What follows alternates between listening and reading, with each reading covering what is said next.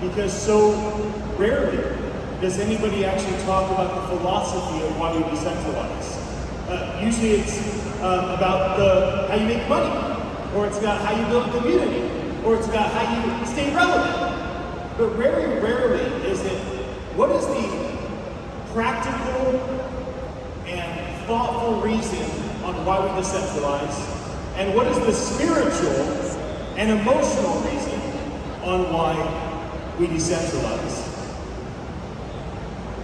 I'm going to be bold enough to say that for the next 10 minutes I'm on holy ground. I'm taking off my shoes, and I'm doing something I've never done. I'm going to start my talk on my knees, just declaring to the Creator of all things, may I be wise and effective with what I'm about to share. Today I was interviewing Donald Lynn,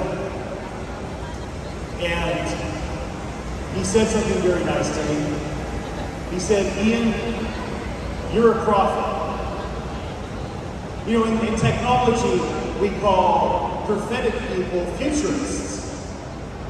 And, spiritual communities have always called people with intuition prophets. Now, I'm not a foreigner from America. I'm not an American prophet to come shine the light for all of those in Southeast Asia that know something that America knows. If anything, I'm a prophet of a different kingdom. I'm a prophet that ideally would come to tell you what the Creator might have in His heart for you and your people. Why your country will benefit so greatly from the philosophy of decentralization and the theology of decentralization. And to keep things engaging, I will go back and forth on my board talking about the practical thoughts and the supernatural spiritual beliefs on why decentralization makes a lot of sense. And so let me begin. Let me begin with a story.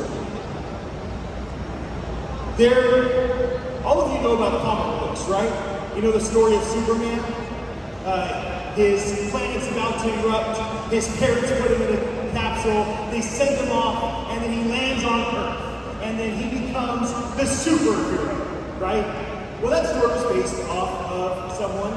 I wasn't there, I don't know if it's a real story, but it's said in the sacred scriptures about a man named Moses. And Moses, all the baby boys were being killed. And so Moses' parents put him in a little boat and put him in the river, and the Pharaoh's daughter found Moses and made Moses his own son. Now, when Moses took all of the Israelites out of Egypt, what happened was he was in total control, and Moses had centralized power. Whatever Moses said God wanted, that's what happened. Whatever Moses said was supposed to happen, that's what happened. And so Moses had complete, total dictatorship, tyrant control over everything that happens in all of the Israelites' life in the desert. And what happened? Moses' father-in-law came to him and said, "Son, this is not good. It is not good for you alone to have all this power and control. You should pick 10, and those 10 should pick 10, and each of those 100 should pick 10, and each of those 1,000 should pick 10, and you, my son, should decentralize power." That's the theology. You see, the theology is, it is not good for an individual, person, or business to have all that power. And it seems as though, starting with Moses, who in many ways is the father of both the Christian, Catholic, and Jewish faiths, as well as has a lot of impact on Islamic faiths, that person with all that centralized power, that the theology was, it is not good. How about practically?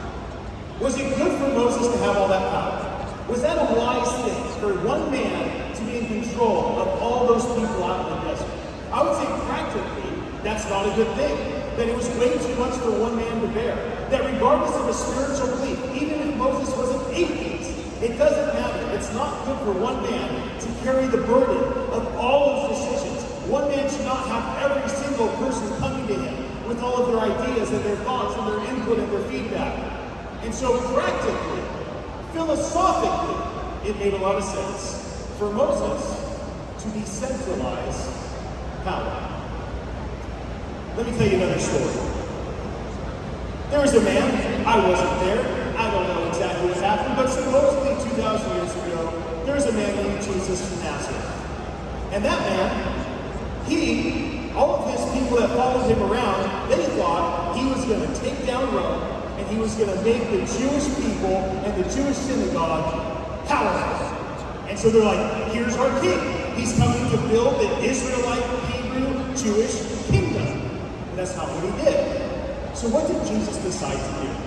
Jesus decided that he would destroy everything that the Jewish people stood for in the synagogue, that he would fight against everything the Romans were doing with the government, and that he would also assault everything that was happening in the business world. You think they killed Jesus for fun? You think they nailed him to a cross and murdered him because they just had nothing better to do? No, they killed him because he was assaulting every single belief that was in place 2,000 years ago. And what did he say to his disciples? It is better for me to leave, because when I am gone, the 12 of you and the 144 of you, and eventually the thousands and millions and now more than 1 billion humans claim to follow Jesus as Catholics and Christians and spiritual mystics. He said it's better for me to leave, because when I leave, I will decentralize the mantle upon my life.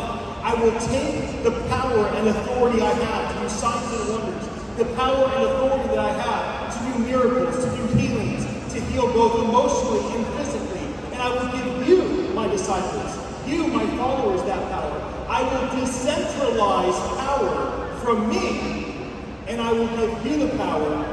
That's the theology. That's the theology. You see? Now, what's the philosophy? Now, let's just say that Jesus was an atheist, which is kind of weird to even think about. Let's say that Jesus never talked about spiritual things. Why does it practically make sense for the spiritual leader that's made a bigger impact on the entire world? This individual that we know as Jesus of Nazareth never wrote a book, never wrote a song, never built a statue, never did a sculpture, never did a painting, never wrote poetry, never held a political office, never started a business. He was literally a homeless man that had a bunch of people following him around, and he had all that power. Power to raise the dead, power to multiply food, he had all that power. Now, why does it philosophically make sense for that man with all of that power to give the power away to others? Because of the 12 apostles, 11 of them died for their faith. It wasn't just Jesus that was murdered for his new paradigm. It was 11 of the 12 apostles. And the 12th that was not murdered was John, who was boiled in oil, and he wouldn't die, so they sent him to an island where all the lepers lived. So he basically died, but he had some things to do, like write the Gospel of John and write the book of Revelation.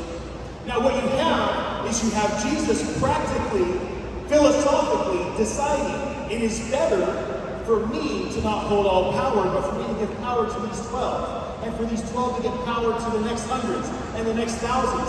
Because that is how this new faith paradigm will change the world. Because Jesus was the greatest feminist that's ever lived. And Jesus was the first human to ever empower children. What did he say to his disciples? Get out of the way, let the children come to me. Now I understand we're talking about decentralization and blockchain and technology. But what I want you to understand is that you spend far too much time focused on the MetaMask, BitGet, Oracle, OKX, Wallet Connect, Wallet. And you spend way too much time focused on Solana and Ethereum and Polygon, and you spend way too much time focused on the Binance Exchange. Way too much time focused on what's on Magic Eden and what's on OpenSea. You are with today. You, all of you, if I'm looking in the mirror at myself, I say, Ian, you, myself, you are distracted with today. You have lost focus on the theology, the spiritual, mystical belief, and on the philosophy, the emotional, practical thoughts on why decentralization matters so much.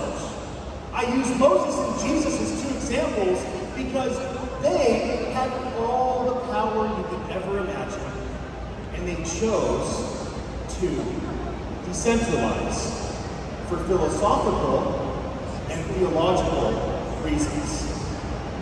I am a businessman. I've had many people ask me, why aren't you a pastor? You speak so well. You love Jesus. You talk about being from another kingdom. Why aren't you a spiritual teacher? And I usually just say, well, because I do too many bad things. I smoke too much, I drink too much, I curse too much, and I just don't like all the rules. I don't like all the rules of the church, and I just don't want to have to bow down to the religious empire and have to submit to all the rules. And so instead of being a spiritual teacher, I'm a business builder. But make no mistake, I may have started 8 companies, I may do a lot of things in the business world, but I am first a man of supernatural, unexplainable, mysterious theology. I am second a man of practical, thoughtful philosophy before I'm a man of finance and business. And I'm here to tell you, since Donald, who helped put this event together, told me I was a prophet today, like, all right, that's it, I'm getting prophetic. I'm here to tell you that you don't have to be so distracted. You don't have to let today distract you from next year. You can't fathom how impossible it would be for Moses or for Jesus in their human mind to comprehend the impact that they would have had. You have everything that they have. You can breathe, you can walk, you can talk, you can lead, you can love, you can serve, you can be long-suffering, you can be patient, you can be kind, you can be gracious, you can be bold, you can be confident. You are unstoppable. You have all the knowledge of the whole world before you. You can ask Google or ChatGPT anything you want to know. Moses had nothing. He'd go up in a mountain, wait for this mysterious God to speak to him. Jesus was a homeless man, constantly hungry, constantly thirsty. No internet, no access to the knowledge of the world. You have so much before you. Will you, not all of you, but you right now listening to me, will you make the decision to think about the philosophy and the theology of why decentralization matters? Because if you don't change your family, and if you don't change your business, the government's not going to do it. It starts with your home. It starts with your corporation. It starts with your university. And if you will not make the change, do not expect the government to do it. The government will follow the people. Be part of the change. That is your opportunity. And I might raise my voice, but I'm not mad at you. I just want to make sure you hear me loud and clear. I believe in you. I believe this country is destined for greatness. I live in 1,000 years. People will talk about this time in this country, about what your generation is about to do. Will you be part of it or not? Because you're welcome to it. And I thank you for your attention.